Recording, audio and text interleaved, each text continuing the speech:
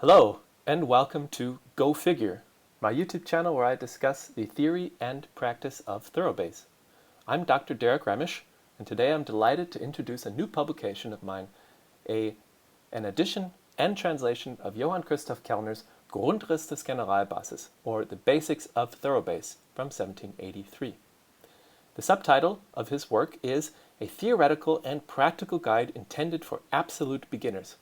This is the reason that I'm so excited about this publication, because it is mostly a practical guide and it is so suited for beginners of Thoroughbass. In the recent years, there's been an explosion of interest in historical treatises, but one often is left with the feeling of confusion because one doesn't know where to begin. And that is the question that I very often get from people online, namely, how should I start?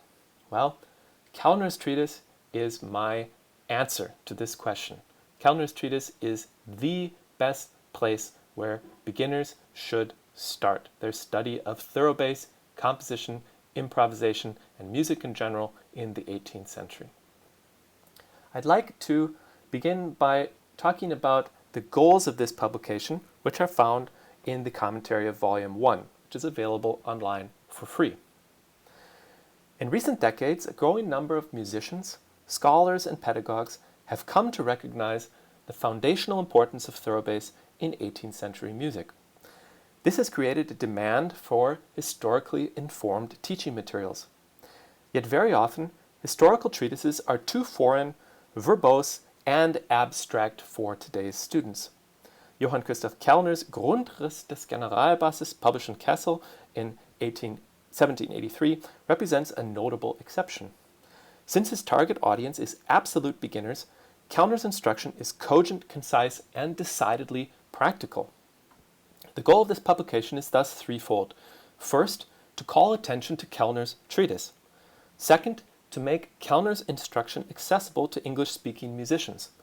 And finally, to provide historically informed teaching materials for the realization of historically informed models, for the realization of Kellner's exercises. Those readers seeking further instruction in Thoroughbass are encouraged to consult my 2019 book, which is available for purchase, and my 2020 dissertation, which is available for free online. My website also contains many free materials. A little bit about the historical background of this project.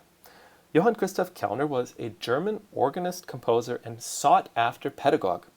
His father was Johann Peter Kellner, who played an important role in the dissemination of J.S. Bach's music and who may have been a pupil of Bach. After initial instruction with his father, Johann Christoph went to Gotha in 1754 to study with Georg Brende. After a brief stay in Amsterdam and The Hague, from 1762 to 1763, Kellner eventually settled in Kassel, where he became court organist and cantor from 1772 until his death in 1803. Kellner's music is mostly galant in style. His output includes numerous works for keyboard and organ, some cantatas, and one Singspiel, which is a type of German opera. Kellner's enormously popular treatise Grundriss des Generalbasses, or Basics of Thoroughbass, was reprinted 7 times between 1783 and 1796. Now, Robert Eitner's 1882 biography of Kellner claims that Carl Philipp Emanuel Bach edited the 1796 edition of the Grundriss. If true, this would have to have been a posthumous publication, given that Emanuel Bach died in 1788. In any case, no copies of this 1796 edition survive. As evidenced by the title page of the Grundriss, Kellner planned subsequent editions or volumes, but these never materialized. That is, it says Part 1, but we don't have any information related to a Part 2 or Part 3 of this project. Okay, let's talk about the edition, which is split into 5 parts. Volume 1 contains the commentary and text. That's what I'm reading from right now. That corresponds, or the text part corresponds to pages 1 through 14 of the original. Next, we see that there is volume 2.1 and 2.2. These are for advanced students. First, we've got the 48 exercises. That constitutes the bulk of the treatise. in their original form, except that I've added an upper voice, an upper stave, so that you can write out your realizations. Next, there are editorial realizations. That means realizations by me, not from Kellner, for advanced students. But I recommend that beginners begin with volume 3.1 and 3.2, namely the exercises, but with editorial suggestions from me, and then 3.2 has the editorial realizations of 3.1 for beginners. Okay, the editorial principles, you can read through that on your own if you like. Let's give an overview of the 48 exercises. So the main part of Kellner's treatise consists of the 48 Thoroughbass exercises, which progress in difficulty and length. These exercises culminate with 4 Thoroughbass fugues and an example of enharmonicism and chromaticism that includes Kellner's own realization. Kellner's 6 fugues, published in Amsterdam in 1770, which exhibit a flexible number of voices, served as models for the realization of the Thoroughbass fugues in volume 2.2. The fugues in volume 3.2 are realized more strictly, however, as this is generally easier for beginners. So Kellner organizes his treatise in terms of the type of harmony used in each exercise. He begins with 8-5-3 chords, which in German in this time was simply called the Akkord, meaning the chord. It was the standard harmony, the root position triad with doubled bass. The doubled bass is the 8, or the doubling of the bass at the octave. Next, Kellner introduces 6-3 chords, then 6-5 chords, 6-4 chords, 6-4-3 chords, 7 chords in various situations, 5-4 chords or the 4-3 suspension, 6-4-2, 9 chords, and then he gets to 10 summary examples, which are so much fun. They're a little bit longer, and they contain all of the figures that we've seen up to this point, and finally the Thoroughbass fugues and the enharmonicism and chromaticism. What I particularly like about this treatise is that Kellner shows how the genre of fugue can be understood in terms of Thoroughbass.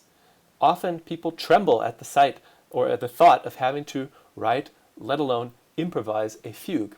But Kellner's treatise really demystifies this genre and shows how accessible it can be if you understand it in terms of Thoroughbass. That is, if the fugal subject always appears in the bass.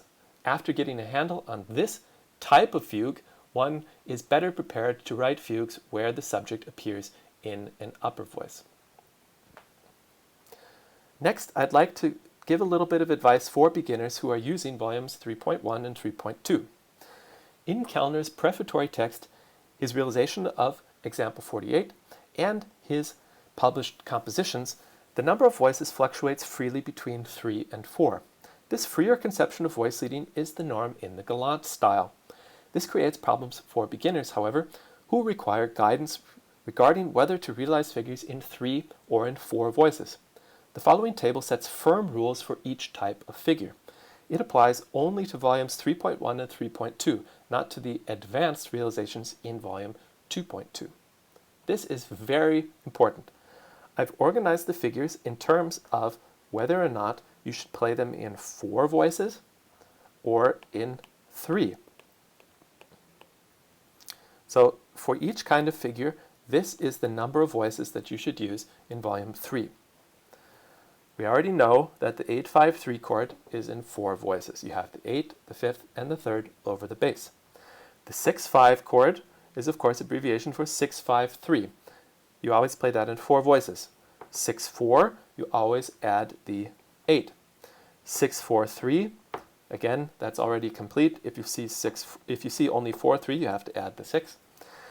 Now, here's where things get a little bit more complicated. If Kellner wrote 7-5 or 7-5-3, you play that in 4 voices, with the 3rd, the 5th, and the 7th over the bass. But if he only writes 7 or 7-3, you play that in 3 voices, only with the 7th and the 3rd. That is, you omit the 5th. So there are 2 different ways of treating the 7th over the bass, with 5th and without 5th, and you simply follow Kellner's figuring If the 5 is indicated in the figure, you play it in 4 voices with the 5th. Next, we see the 5-4 chord, or if you simply see 4, you play 8, 5, and 4. 6-4-2, that's of course in 4 voices, you play 6-4-2. Now, here is where there's a very important rule for beginners, which will make the use of Kellner's treatise even easier. That is, if you see a 6 or a 6-3, you always play it in 3 voices. You don't have to worry about doubling the 3rd, the 6th, or the octave over the bass. All 6 chords are played in 3 voices. Next, if you see the progression 6-5 or 5-6, you always play that in 3 voices. So you already know, based on the previous rule, that all 6 chords are in 3 voices. But that means that the adjacent 5 chord is also played without the octave, without the bass doubling. We already discussed 7 and 7-3.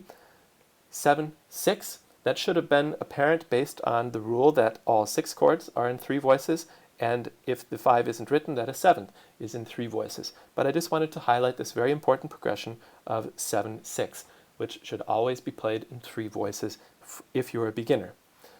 Lastly, we see 3 different contexts where you can play a 9. If the 9 appears on its own, all you have to do is add the 3. If you see 9-7 and 8-6, however, you simply play that without adding anything else. Or if you see 9-4 and 8-3, you do the same. You just play it as it's written without adding any additional voices. Next is a section about parallel perfect intervals. I leave you to read that on your own time. And there's a section about the preparation of dissonances. I also leave that for you to peruse on your own time. We complete the commentary with a bibliography and the acknowledgments, and here begins the translation itself. I've chosen the parallel format where the original German is given on the left and the English translation on the right. I think you'll find his treatise, or the text portion of his treatise in particular, to be very accessible. It's very short, he gets right to the point, it's all crafted for beginners, and it's just as accessible in English as it was in the original German. So, in the following videos in this series, we will go through each of the figures in his treatise, in the example portion of his treatise, and we begin with the 8-5-3 chord.